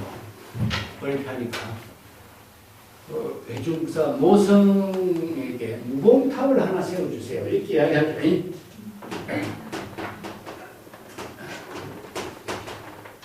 무공탑을 세워야 한다. 무공탑을 하나 세워주세요. 그래서 무공탑의 모양을 그러면 어떻게 무공탑의 모양을 세울까요? 하니까 내 제자, 부법제자 탐언이 있으니까 여기에 나오죠. 탐언. 국사가 시자를 부르는데 이제 시자가 등장한 시자 이름이 탐언이에요. 탐언. 예. 어째 시자로서 유명한 사람이 이제 중국사 시자 탐언이 있고 석상선사 문화의 그 우공 시자가 들어있죠. 그 시자가 있고 중국의 시자가 안목이 뛰어난 시자가 많아요. 시자는 조실 스님을 모시는 사람인데 이제 탐언 시자라고 한 사람인데 국사에 시작을 합니다. 해충국사의 그 시자인데 탐원이 항상 해적선사에게 원상의 법문을 제시해요. 그래서 중국의 원상의 법문을 설하는 중심의 인물이 이제 탐원이라고 하는 선사예요. 이게 남양해충국사의 제자죠. 그래서 시자가 앙산해적에게 원상, 일원상의 법문을 제시해가지고 일원상의 법문을 통해서 유양중의 종풍을 만드는 유명한 이제 그 이야기가 중국 선언록이 전하고 있습니다. 그 이제 탐원에게 물어보라 하니까 이제 숙종 황제가 탐원을 불러가지고 무봉탑을 어떻게 세울까요? 상주의 남쪽과 남주의 북쪽이고 그 가운데 황금이 가득 찬 한나라가 있다.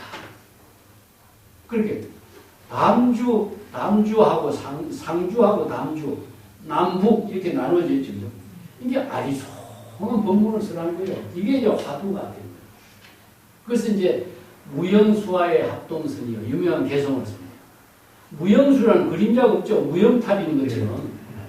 그림자가 없는 탑이니까 그림자가 없는 나무라. 그림자가 없는 나무 밑에 합동선. 큰 하나의 배에 모든 배를 타고 가고. 자, 이게 뭘 상징하고 있느냐. 하나의 법계를 하나의 큰 중생의 배를 건너는 배로 표현합니다. 그래서 그림자가 없는 나무 밑에 합동선 큰 하나의 배를 타고 이런 의미죠.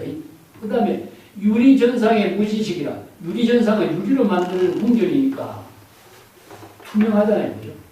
앞뒤 후면 일체가 없어. 유리로 궁전이니까.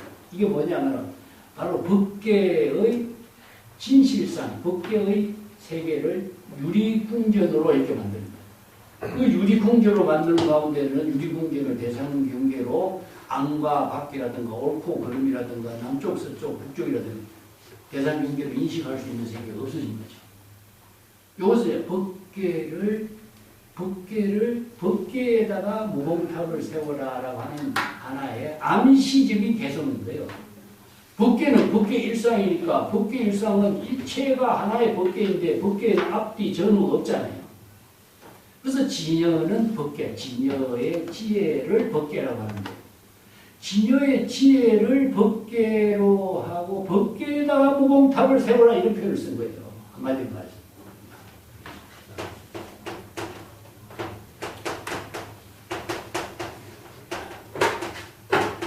진여 법계에다가 무봉탑을 세워라. 이것은 뭐냐?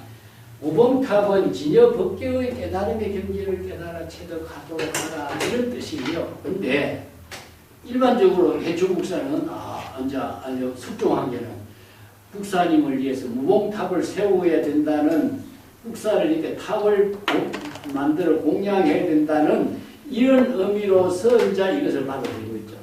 그래서 중국의 선성들이 돌아가시고 나면은 선성들의 탑을 다 무봉탑으로 만들어요. 무봉탑을 다르게 어떻게 표현하냐면 난탑이라고 합니다.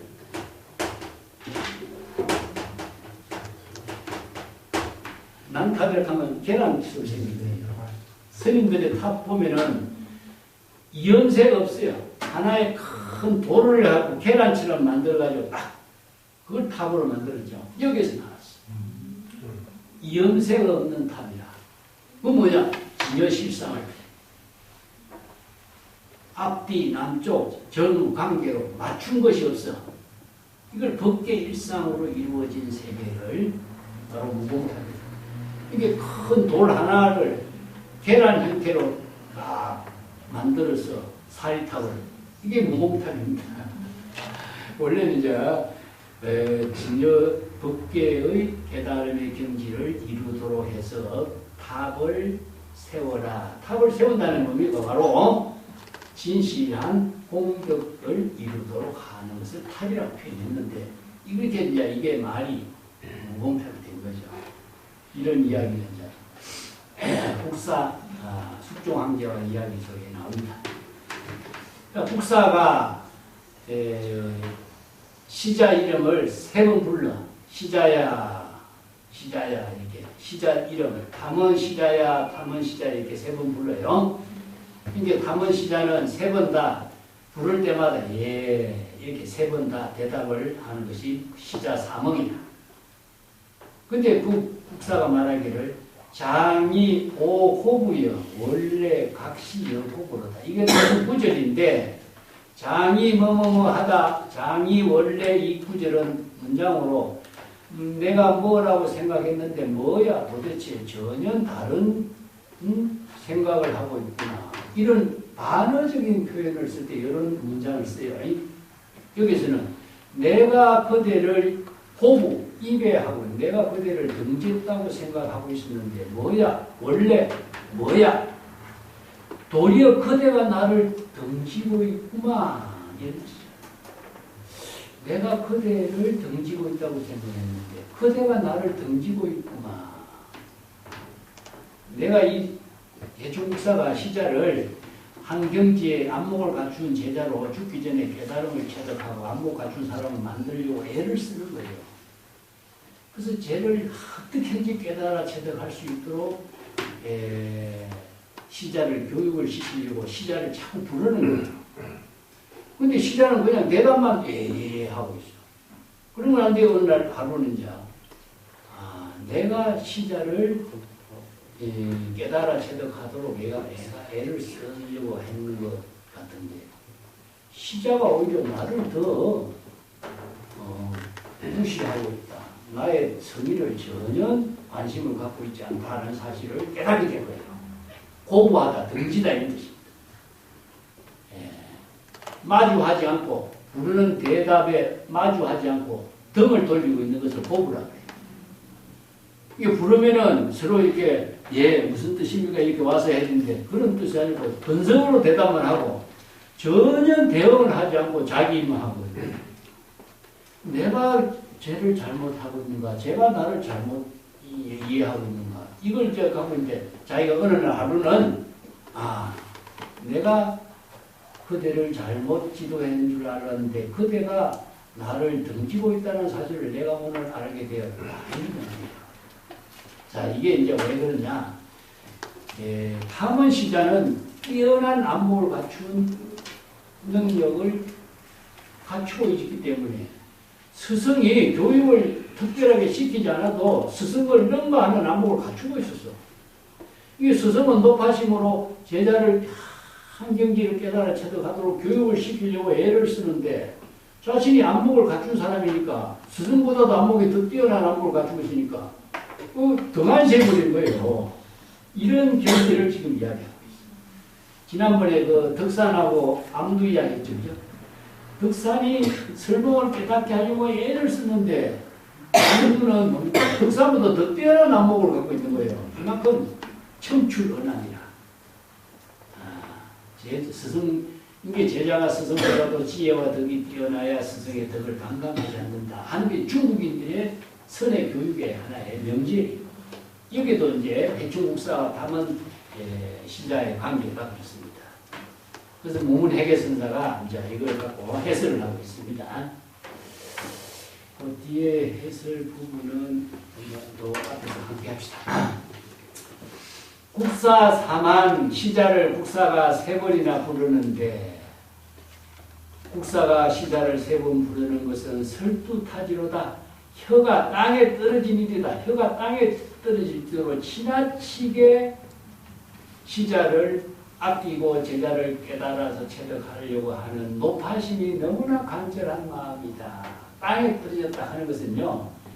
이거 뭐냐 너무나 간절해서 자신이 어떤 경지에 있는지도 부끄러운 줄도 모르고 자신이 제자 교육만 시키려고 애쓰는 모습이다. 뭐 요새 뭐 손자를 기억이면 자기가 어떻게 하는 행동인지 모르고 그거 마찬가지예요. 땅에 자기가 혀가 땅에 떨어가고 자기 채통이 어떻게 되는지도 모르고 시자만 교육시키려고 하는 간절한 마음의 시자 이름을 그렇게 부르고 시자를 바르게 교육시키려고 애를 쓰고 있는 모습이다. 근데 시자 탐언은 어떠냐? 세 분 다 근성으로 대답을 하고 있는데 화강토출이라. 화강토출은 무엇이냐? 화강은 무엇이냐? 국사가 부르는 이름에 시자야 부르면 예, 이게 화강이야.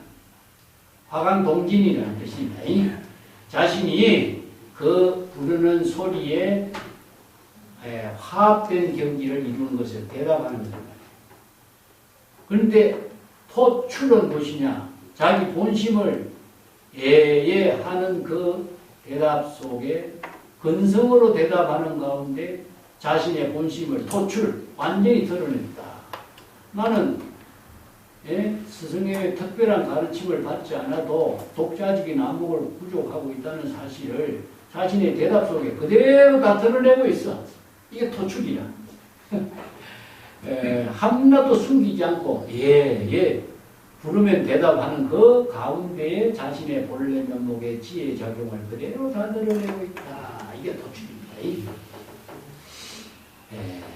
국사열로 신고하니 안 우두 기초라 시자 미경성당이니라 미식부중 포인손이라. 국사는 나이가 너무나 많아가지고 마음이 너무나 외로워졌어.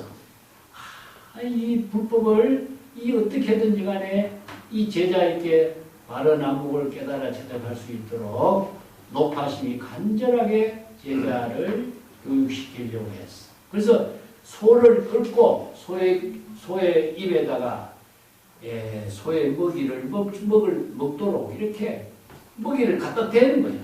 이걸 이렇게 소를 끌고 소의 입에다가 소의 먹이를 풀을 갖다 집어 넣어주는 일을 하고 있지만은 시자는 성당 그 일을 그대로 받아들이지 않다. 수긍하지 않다. 미경순다. 그대로 전혀 스승 국사가 제시하고 있는 높아심을 하나도 받아들이지 않고 있다. 이게 미경성당이라는 그대로 받아들이지 않다. 수용하지 않는다. 이런 뜻입니다. 왜 그러냐? 미식부중 포인선이라. 아무리 맛있는 음식을 잘 차려놔도 배가 부른 사람에게서는 먹고 싶은 마음이 일어나지 않기 때문이다. 이런 뜻입니다. 이게 미식부중 포인선 이 말은요, 이제 명심보감 같은 데서 나오는 말인데 중국의 속담에서도 나오기도 하고 해요. 배부른 사람이 아무리 진수성찬 차려놓도 먹으려고 하겠어요. 자, 이게 시자는 벌써 정법의 안목을 부족해서 배가 부져. 아무리 맛있는 음식을 갖다 차려줘도 먹을 수가 없는 거예요. 그래서 이제 국사와 시자의 관계가 이런 관계를 지금 이야기해요. 차도하라. 나리시 타 후부처인가. 자, 여기서 국사가 그대가 나를 입에하고 있다라고 말했는데 시자가 국사를 입에하고 있는 그 도리는 무엇인가? 왜 시자가 국사에 이러한 간절한 뜻을 입에하고 있는가? 타는 국사를 지시되면서 타는 국사를.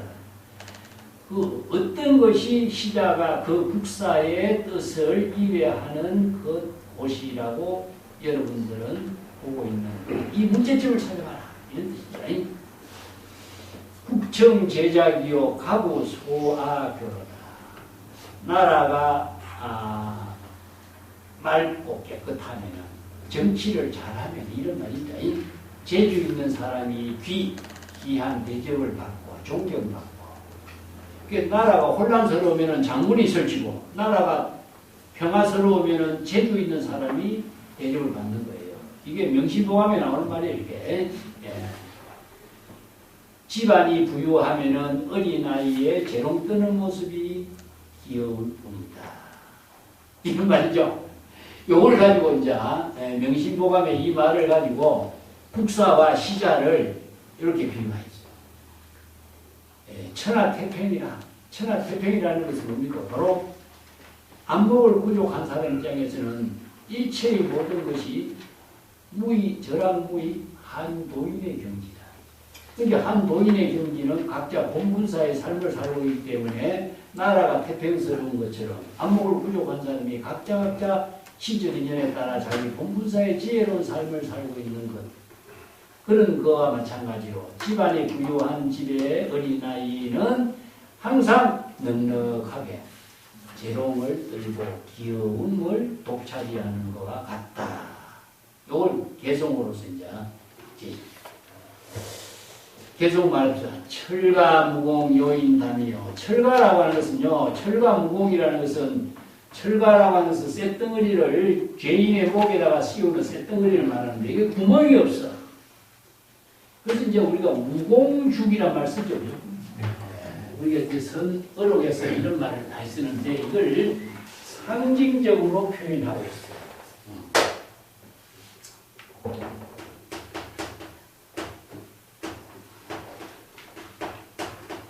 무공죽 하면은 구멍이 없는 피리죠. 예. 또 무영탑, 그림자가 없는 여기서는 구멍이 없는 쇳덩어리. 그 죄인의 목에 구멍이 있어야 씌우는데 구멍이 없어. 이건 뭐냐 하면은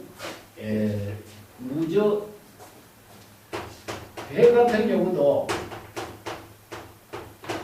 무저선이라든가 무영수라든가 이런 말도 써요. 무영탑에다가 무영수, 그림자가 없는 나무. 그것을 불법을 이렇게 해요. 불법은 불법 유현이라든가 자치가 없죠. 그죠? 불법이라고 하는 것은 방편법문으로 제시하고 있는 것이 불법인데 불법이라는 것은 실체가 있는 것이 아니라 방편법문으로서 하는데 방편법문은 전부 다 임시 방편법문이죠. 근데 임시로서라는 방편 은설로 제시하는 불법의 가르침이라고 하는 것은 그림자나 자치나 흔적이 남지 않는 거예요. 이런 비유 법문으로 여기서도 철과 무공이라고 해요. 이걸 철과 무공은 구멍이 없는 쇳덩어리를 죄인에게 씌우는 쇳덩어리를 이걸 불법을 사람들에게 뒤집어 씌우려고 해요. 짊어지게 하고 있다. 자, 이게 국사가 시자에게 불법에 깨달아 체득해서 정법의 안목을 부족할 수 있도록 이렇게 제자에게 시자야 불법을 깨달아 체득해야 된다라고 하는 법을 이렇게 이 하나의 개성. 이게 스승이 제자에게 모든 수행성들에게 불법을 깨달아 체득할 수 있도록 이렇게 강요하는 교육 체계를 말해요. 이게 불법을 깨달아 체득해서 정법의 안목을 부족해야 된다는 것은 구멍이 없는 쇳덩어리를 짊어지게 하는 것과 마찬가지다. 그렇기 때문에 이 구멍이 없는 쇳덩어리를 짊어질 수 있는 능력을 스스로 갖추도록 하는 것이다. 그래서 누급, 아손, 불등. 그래서 이제 누급이라는 것은 루라고 하는 것은 여러 가지 짐을 짊어지는 제한이죠. 이 불법의 짐을 짊어지어서 불법의 가르침을 짊어지게 돼서 그 자손들, 제자들, 후손들이 한가하게 등한히 세월을 보낼 수가 없게 된 것이다. 이게 국사가 제자 교육을 시켜서 제자들이 진정한 깨달음을 체득하고 수행 정진할 수 있게 한 스승과 제자의 교육을 일으켜요. 이런 간절한 그 제자 교육에 의해서 제자들이 불법을 짊어지고 그 불법을 깨달아 체득해서 이체 개공의 경지 반야의 지혜를 체득할 수 있도록 잠시도 실수가 없게 될 것이다. 욕덕, 행문, 병, 주호. 만약에 불법의 법문을 지탱하고 가문의 집안의 그 기둥을 떠받칠 수 있는 경지를 깨달아 체득하려고 한다면은 갱수, 적각, 상도산 맨발로 금수도산에 오르는 수행을 거듭거듭 해야 하리라. 금수도산에 오르는 그 지옥 세계죠. 금수도산은 지옥의 세계에 칼을 거꾸로 세우는데 그 맨발로 거기에 오른다는 것은 살신신명, 불석신명 이런 뜻입니다. 몸과 목숨을 의식하지 않고 구법 수행하는 것을 이렇게 표현해요. 불석신명입니다.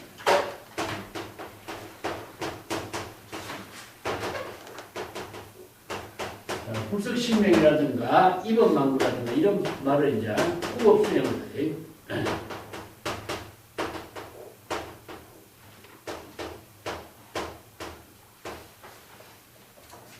불법을 깨달아 체득하도록 자기의 몸을 잊어버린다는 뜻이에요. 몸을 잊어버린다는 것이라 의식하지 않는다. 이렇게 해야 보면 의식하지 않는다. 자신의 몸과 마음을 아낀다는 뜻이 아니라 몸과 마음을 의식하지 않고 불법 수행에 전심전력한다. 이런 의미예요. 그래서 이제 이게 금수도산에 맨발로 오르는 것, 몸과 마음을 의식한 사람이 금수도산에 맨발로 어떻게 올라? 몸과 마음의 모든 대상 경계를 초월해서 구법에 온 혼신을 다할 수 있는 수행을 하지 않고서는 이런 경지, 불법을 깨달아 제대할 수 없고 가문, 법문을 부엉해서 다시 지탱할 수 있게 하는 가문의 기둥을 떠받칠 수 있는 능력, 안목을 갖추는 수행자, 정법을 바르게 제시할 수 있는 사람이 될 수가 없다. 이런 뜻이죠. 그래서 이 국사 사만의 법문은 선의 교육으로서 우리가 주목을 받는 내용입니다. 자, 오늘 여기까지 합시다.